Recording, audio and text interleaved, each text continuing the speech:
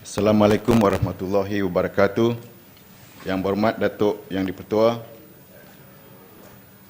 untuk makluman ahli yang amat sepanggar, punca utama bagi begitu banyak penangguhan penerbangan awam yang berlaku semenjak belakangan ini ialah peningkatan mendadak pergerakan trafik sejak 12 bulan yang lalu, iaitu daripada purata 750 pergerakan sehari kepada purata 950 pergerakan sehari di lapangan terbang Kuala Lumpur, lapangan terbang KLIA. Kelewatan ini ditambah pula dengan keadaan cuaca buruk, keadaan jerbu dan juga perubahan angin kencang yang kadang-kadang melebihi 10 batu nautika sejam, yang memerlukan pertukaran landasan arah berlepas dan juga mendarat bagi memastikan keselamatan operasi penerbangan.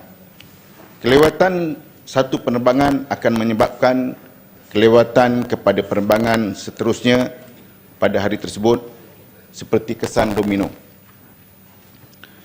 Jabatan Penerbangan Awam DCA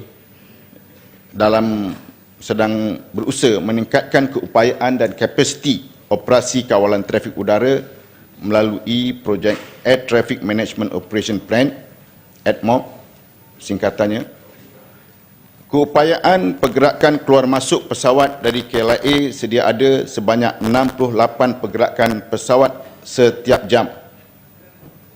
Akan dapat ditingkatkan kepada 78 pergerakan sejam, termasuk pelaksanaan operasi pendaratan dan pelepasan serentak dari mana-mana dua landasan di KLIA, dan dengan siapnya landasan ketiga di KLIA yang ketiga di bawah projek ATMOP ini.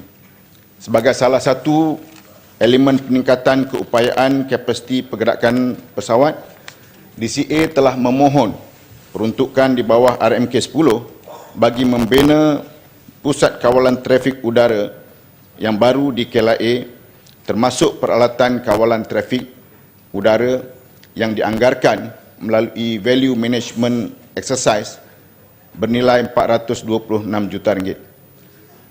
Dijangka dengan pusat kawalan trafik udara yang baru ini yang akan wujud di KLIA akan datang, akan dapat meningkatkan keupayaan kapasiti pengendalian pergerakan pesawat untuk jangka 20 tahun ke hadapan. Terima kasih. Ya, sila Sepanggar. Terima kasih Yang Berhormat Timbalan Menteri.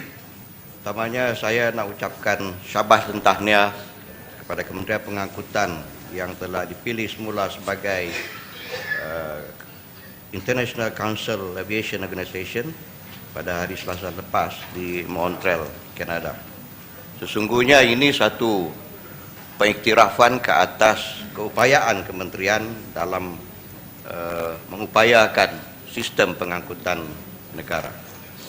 Walau macam manapun, di samping penjelasan tadi, ada beberapa perkara yang perlu dilihat oleh kementerian, kerana sebarang penangguhan, sebarang kelewatan ianya akan menjejaskan itinerary penumpang, terutama sekali mereka yang terlibat dalam bidang perniagaan. Alasan-alasan yang dikemukakan ialah masalah teknikal. Memanglah kalau masalah teknikal kita tidak boleh membantah, kerana kita tidak mahu keselamatan kita terjejas. Tuan Yang di-Timbalan Speaker, apakah kementerian tidak melihat isu-isu kehidupan sosial kru, kabin ataupun ground staff MAS yang boleh menjadi punca penangguhan ataupun masalah-masalah yang setiap hari berlaku? Sebagai contoh, Lion Air Indonesia telah berlaku kemalangan pada tahun ini di mana puncanya ialah kru terlibat dengan dadah. Dan ini kalau betul, kalau ini ada berlaku, maka ianya akan menjejaskan keselamatan penumpang. Dan memang saya telah mendengar cakap-cakap di luar bahawa social life cabin crew ini yang sentiasa buat clubbing tengah malam dan hangover sebelah pagi, ini kemungkinan juga menjejaskan perkhidmatan sistem penerbangan kita. Yes, Pangga. Jadi Tuan Speaker, tolonglah Kementerian selesaikan masalah ini. Dan satu lagi, sebagai bukti banyak berlaku hard landing, di mana kapal terbang itu menguntak kuat sehingga kan penumpang yang di belakang saya selalu terdengar lesen kopi O kah. Jadi minta Kementerian memberikan jawapan. Terima kasih. Sila, Yang Berhormat Menteri.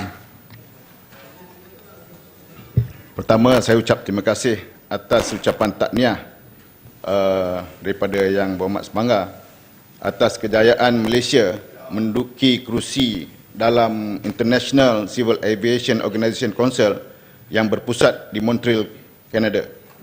Ini menunjukkan keyakinan masyarakat dunia kepada kepimpinan Yang Amat Berhormat Datuk Seri Najib selaku Perdana Menteri dan juga Yang Berhormat Datuk Isyamuddin selaku Pemangku Menteri Pengangkutan.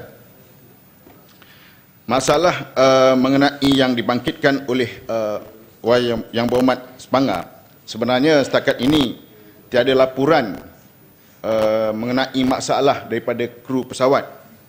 Cuma kita kena memahami bahawa sejak kebelakangan ini pergerakan pesawat bertambah dan ini disebabkan oleh beberapa perkembangan seperti pada tahun ini saja 6 airline baru yang telah menggunakan atau mendarat di KLIA. Pertama, Malindo Air. Kedua, Air France. Ketiga, Thai Smile Airways. Keempat, Turkish Airlines. Kelima, Zest Airways daripada Filipina. Dan juga yang keenam, Philippine Airlines. Maknanya, bertambah banyak pesawat-pesawat yang mendarat di KLIA. Dan untuk makluman, sejak 9 tahun yang lepas, penambahan gerakan pesawat di KLIA meningkat 100%.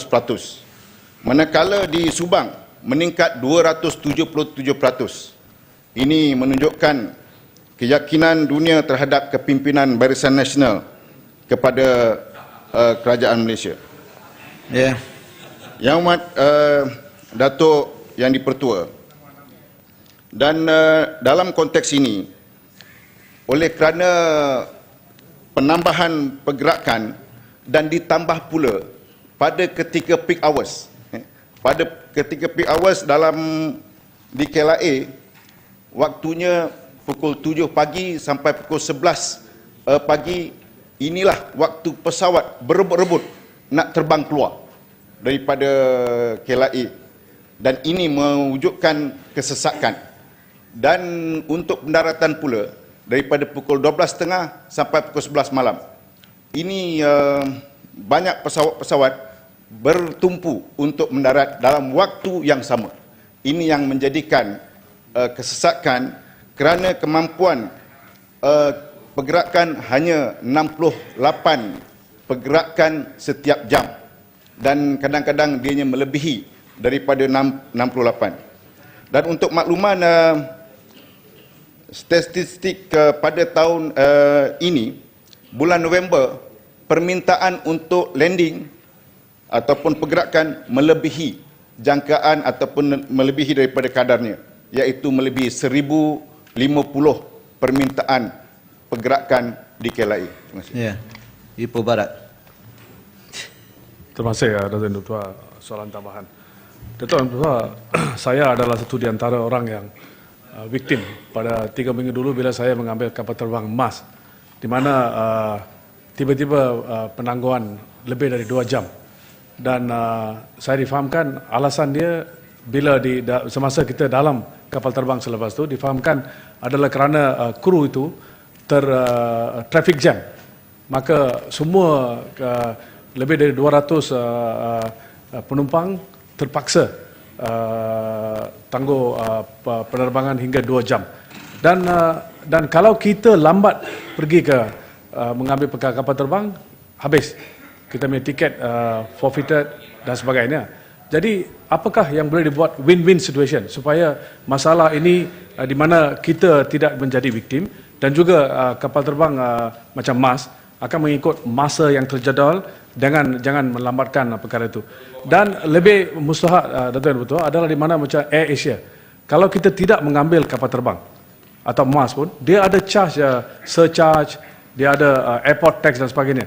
Saya tak pernah dengar dia akan kembalikan. Saya difahamkan setiap tahun lebih kurang 200 juta ringgit diambil oleh kapal terbang MAS dan Air Asia dalam ini airport tax dan sebagainya, di mana oleh kerana penumpang tidak menggunakan tiket atau ini dia lupus atau hapus dan tidak dikembalikan. Apakah usaha kementerian supaya kita tak perlu tanya kalau kita tidak menggunakan tiket tersebut, bolehkah mengarahkan bahawa ia perlu dikembalikan kepada pembeli tiket tersebut? Terima kasih. Ya, sila Menteri.